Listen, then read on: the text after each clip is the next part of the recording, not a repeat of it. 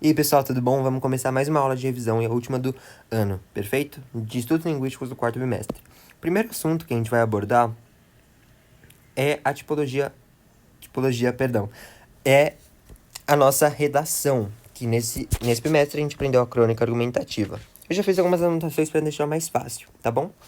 Então, nossa linguagem tem que ser coloquial, simples e direta. Coloquial, lembrando, é do dia a dia, uma linguagem mais informal. Mas toma cuidado com essa informalidade, tá bom? Não utilize palavrões, linguagens agressivas, nem nada do tipo. O que a gente tem que abordar na nossa crônica argumentativa? Um episódio narrativo que aconteceu com a gente, e desse episódio narrativo, a gente tem que extrair o tema da redação. Como assim extrair o tema da redação? A gente tem que abordar no nosso episódio narrativo algo que se relacione com o tema que vai ser dado pra gente no dia da prova, perfeito?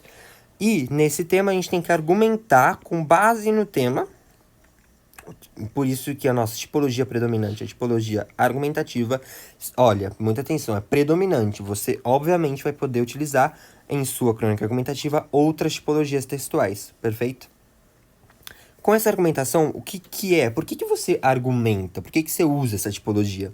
Para tentar persuadir o leitor de que você estava certo sobre determinado assunto, tentar persuadir o leitor sobre opinião em determinado assunto, tentar, por exemplo, se você aborda no seu texto que algo, o tema é positivo, você tem que argumentar, fazer com que o leitor concorde com você de que aquele algo é positivo. E a mesma coisa se você aborda negativamente. Marcas de interlocução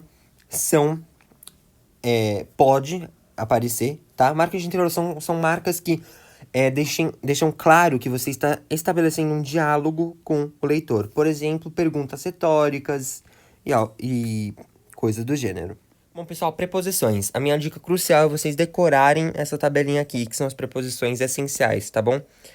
Não é essencial para a prova bimestral, mas sim para a vida toda, tá bom? O que uma preposição faz? Ela basicamente, de modo genérico, dá sentido a uma frase, ou uma expressão, uma oração, enfim. Trouxe um exemplo. Os amigos de Mário estranharam seu modo de vestir. Gente, se você... Vamos pegar essa pequena expressão, os amigos de Mário. Se você tirar a preposição daqui, que nesse caso a preposição é o de, né? Não vai fazer sentido. Vai ficar os amigos Mário. Os amigos de quem? De Mário. Perfeito? Então, por isso que a gente precisa adicionar uma preposição aqui. Ela relaciona o elemento subordinado a um subordinante, que nesse caso, subordinante é os amigos, que necessita de um complemento, que é o subordinado, tá bom? Então, o que a preposição está fazendo nesse caso aqui? Tem o elemento subordinante. Perdão pela minha letra, gente. Daí depois vem a preposição, que nesse caso é o de. Não vai caber. E depois vem o elemento subordinado. E a mesma coisa com essa expressão modo de vestir, tá bom, gente? Modo, se você tira o de, não vai fazer sentido, e por isso que a gente adiciona uma preposição. Que nesse caso é de, mas você pode usar qualquer uma dessas aqui, perfeito? Pessoal, as preposições, além daquelas essenciais, elas também podem estabelecer relações semânticas. Eu trouxe alguns exemplos aqui.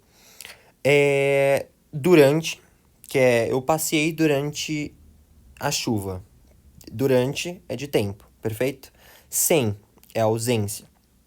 Eu estava sem o meu celular, quer dizer que o celular naquele momento estava ausente. Eu passei em um shopping. Em é de lugar. E com pode ser tanto de companhia ou de modo. Por exemplo, com carinho. O modo é de modo, né? Porque é o modo carinhoso. Companhia, eu estava com ela. Com ela é que a pessoa estava presente, então é de companhia, tá bom? Então tomem cuidado, aquelas preposições que a gente viu anteriormente, que são essas aqui, não expressam uma relação semântica. Já essas aqui, você vai ter que olhar no contexto, né, gente? Algumas preposições podem expressar duas relações semânticas, aí vai depender do contexto mesmo, então tá bom? Observe isso aqui, é muito importante observar o contexto, perfeito? Bom, pessoal, conjunções coordenativas são palavras que ligam duas orações ou termos da oração que mantêm independência entre si. Como assim, gente? Eu trouxe alguns exemplos aqui que são as mais que a gente mais vê no nosso dia a dia e também nas nossas provas. Aditiva, adversativa. Adversativa também é opositiva, tá bom, gente? Que traz ideia de oposição, mas, porém, contudo, todavia, entretanto. Alternativa, ora um ou outro. Conclusiva, de conclusão. E explicativa, de explicação, perfeito? Então, vamos pegar uns exemplos. O ladrão fugiu e desapareceu. Vamos voltar aqui para o enunciado, que elas mantêm independência entre si. Se você pegar o ladrão fugiu, vai fazer sentido. E se você pegar desapareceu, também vai fazer sentido, tá bom, gente? Então, não é que nem aquilo que a gente já viu das preposições, que ligam o subordinante a um subordinado. Essas conjunções coordenativas ligam duas orações ou dois termos da oração que são independentes, eles fazem sentido mesmo estando isolados, perfeito? Bom, pessoal, vamos estudar para acabar com as conjunções subordinativas. Bom, as conjunções subordinativas, ao contrário das conjunções coordenativas, elas ligam orações ou termos da oração que dependem um dos outros. Termos que dependem um dos outros, né? Então, se a gente pegar dois termos de uma oração sem essa conjunção, ou seja, eles isolados, eles não vão fazer sentido, tá? Vamos pegar... E aqui eu já fiz um resuminho porque esses nomezinhos aqui podem confundir um pouquinho, tá? E aqui, essa de causa é sempre no início do período, tá bom? Choveu porque havia muito calor. A gente tem um porquê aqui, que essa frase não faria sentido se a gente tirasse esse porquê, tá? Então, choveu, havia muito calor. Então, esse porquê tá dando sentido à frase, ligando e dando uma ideia de causa. Bom, vamos pegar de finalidade, por exemplo. Estude para que possa entender. Se a gente tira essa conjunção, que para que, estude possa entender. Não vai fazer sentido, tá, gente? Então, se você pegar esse termo, estude, e esse possa entender, eles sozinhos não vão fazer sentido. Então, para isso que a gente tem que adicionar uma conjunção, que nesse caso é para que dá um sentido de finalidade. Estude para que possa entender a matéria. A finalidade é que você vai entender a matéria, tá bom? Com que finalidade eu vou estudar? Para entender a matéria, perfeito? E outra dica, como eu já falei nas preposições, é muito importante vocês saberem pelo menos 2 ou 3 de cada uma, perfeito? Bom, pessoal, advérbio. Só para retomar, porque a gente já tá cansado de aprender, que os advérbios modificam verbo, adjetivo ou outro advérbio também, e expressa circunstâncias, que nesse caso são essas aqui as mais importantes, mas também existem outras circunstâncias, tá bom? Como de companhia e etc. E, gente, não se confundam, um advérbio é totalmente diferente com adjetivo, obviamente. Adjetivo se liga a um substantivo e modifica o substantivo. Advérbio se liga a um verbo, o adjetivo a um outro advérbio e modifica o elemento que está ligado, perfeito? Vamos lá, pessoal. A palavra denotativa, elas não possuem uma classificação especial e elas se assemelham ao advérbio, mas elas não pertencem a uma classe gramatical específica. Elas são invariáveis também, mas não pertencem a uma classe gramatical específica. E também indicam uma relação de sentido, de inclusão, exclusão, realce, retificação, explicação, designação e situação. Isso aí você vai ter que olhar no contexto, se fazer muito exercício, não tem muito o que explicar como diferenciar uma da outra. Olhar no contexto mesmo, se a palavra está se ligando a um substantivo no caso seria um adjetivo, né? Mas se a palavra está se ligando a alguma coisa, se não está. Se estiver se ligando e completando a um verbo, vai ser um advérbio, não vai ser uma palavra denotativa, tem que olhar pelo contexto. É o exemplo desse caso aqui, ó. Todos, inclusive seu irmão. O que ele tá fazendo aqui? Esse inclusive, ele tá entre vírgulas, né? É isso aqui, gente. Então é como se fosse a parte. Tudo que tá entre vírgulas a gente olha a parte. É como se a vírgula estivesse recomeçando uma nova frase. Então, inclusive seu irmão. Esse inclusive não tá se ligando a nada, apenas tá adicionando o seu irmão. Vocês entenderam, né? Inclusive seu irmão. Então, essa palavra inclusive tá indicando uma relação de sentido de inclusão. Tá incluindo o irmão do interlocutor na frase, entendeu? Então, todos, inclusive seu irmão, compareceram ao julgamento. Então, o que tá fazendo? Como se eu estivesse falando pra você. Todos, inclusive seu irmão, compareceram ao julgamento. Inclusive, nesse caso, uma palavra denotativa de inclusão, porque eu tô incluindo seu irmão, dizendo que até ele, inclusive ele, foi ao julgamento. Perfeito? Bom, pessoal, pronomes demonstrativos. Este, ou estes, esta ou estas e isto, a gente utiliza para apontar algo ou alguém que está perto do enunciador. Como assim enunciador? Aquele que, o emissor, né? Quem tá falando. A gente chama esse enunciador de primeira pessoa, tá? Então, quando tem um objeto, supondo que eu esteja falando com você e o objeto esteja perto de mim, eu vou utilizar qual pronome? Supondo que seja um celular. Este celular é da minha mãe, por exemplo, sei lá. Se o celular estiver perto de mim, eu vou utilizar este. Caso o celular esteja perto de você, que está ouvindo, que nesse caso é o ouvinte, que a gente chama de segunda pessoa, a gente usa esse ou esses, esta ou essas e isso, ou isso, né? Nesse caso é o celular, então se estiver perto de você, eu aponto pro celular e falo, esse celular é da minha mãe, entendeu? Ou enfim, depende do contexto, esse celular é de alguém, enfim. Aquele ou aqueles, aquela ou aquelas e aquilo, a gente utiliza para apontar algo ou alguém que esteja tanto distante do enunciador quanto do ouvinte, tanto distante da primeira pessoa quanto da segunda. Tá, então supondo que eu esteja conversando com você e a gente tá no Parque do Ibirapuera conversando e eu quero falar sobre uma árvore que tá lá no fundo. Eu falo, aquela árvore é muito bonita, por exemplo. Porque tá longe tanto de mim quanto de você. Agora, se a árvore estiver perto de mim, eu vou utilizar esta árvore. Se estiver perto de você, eu vou utilizar essa árvore. Entendeu? E se estiver distante de mim e de você, eu vou utilizar aquela árvore. Perfeito? Eu deixei uma observação aqui que tem dois pronomes importantes, que é o e a. Esses pronomes também podem ser artigos, né? Por exemplo, a árvore, o garoto. Nesse caso, são artigos. Mas vamos utilizar ele como pronome. Quando eles são considerados pronomes demonstrativos?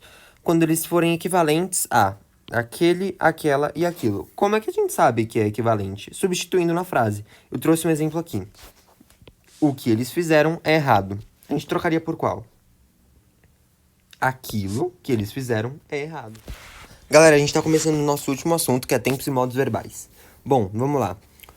Quando a gente tem o verbo da oração principal expressando um desejo, a gente tem que usar no verbo da oração subordinada o modo subjuntivo. O que é um modo subjuntivo? É um modo verbal que expressa dúvida ou desejo. Vamos lá. Espero que você seja feliz. O verbo da oração principal é espero. Ele tá expressando o quê? Se você pegar no contexto inteiro, você vai perceber que o espero, nesse caso, tá expressando desejo, né? Quero que você... esse espero tá expressando, tipo, um desejo. Quero que você seja feliz. Espero que você seja feliz. Por isso que a gente tá usando aqui seja, que é um verbo no modo subjuntivo. Espero que você seja feliz. Perfeito? Próxima coisa. Conjunções e locuções conjuntivas, concessivas, finais e condicionais. Use subjuntivo. Beleza, gente. O que é isso? Conjunções e locuções conjuntivas, concessivas de concessão, finais de finalidade e condicionais de condição, a gente tem que usar o subjuntivo. No caso aqui, arrume as malas para que a gente possa viajar. Que locução é essa? Para que? É uma locução conjuntiva de finalidade. Por isso que a gente tem que usar o subjuntivo. Perfeito?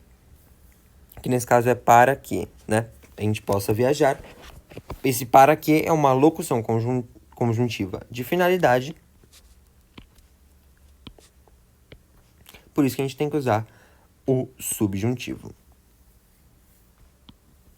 Futuro do subjuntivo com futuro do presente do indicativo. Então, sempre quando a gente tiver o futuro do subjuntivo, a gente tem que usar o futuro do presente do indicativo e vice-versa também, tá? Se eu estiver com fome, pedirei comida. Esse se eu estiver é uma dúvida, né? Eu não sei se eu vou estar, mas se eu estiver, a gente tá usando aqui o futuro do subjuntivo. Eu pedirei comida, que isso aqui é o futuro do presente, perfeito? Então, a gente percebe que de um lado da frase a gente está usando o futuro do subjuntivo e do outro lado o futuro do presente do indicativo, beleza? Pessoal, vamos para a última parte da aula. Quando a gente tem um pretérito imperfeito do subjuntivo, como a gente sabe que é pretérito imperfeito do subjuntivo? Vocês vão perceber que a maioria dos verbos no pretérito, a maioria, se não todos, os verbos do pretérito imperfeito do subjuntivo possuem o final SSE, tá?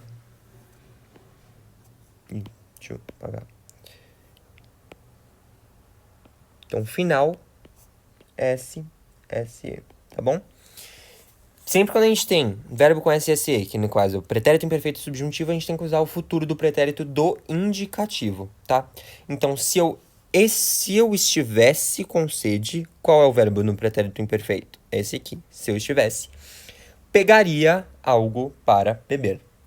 Esse pegaria aqui é o futuro do pretérito do indicativo, tá bom? Se eu estivesse com sede, pegaria algo para beber, tá? O último.